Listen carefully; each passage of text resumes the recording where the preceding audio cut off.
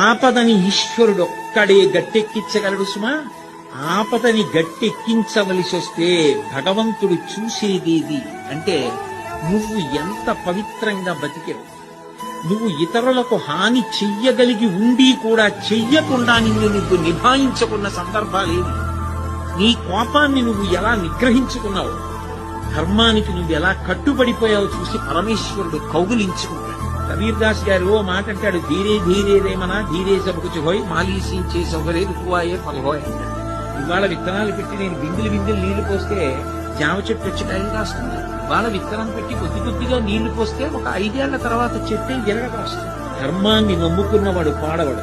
ధర్మానికి ఫలితం శాశ్వతమైన ఫలితం కాలంలో కనపడుతుంది. ఆనాడు ధర్మం పట్టుకున్నవాడు ఎంత గొప్పవాడో మిగిలిన వాళ్ళకి కూడా ఆదర్శం అవుతాడు.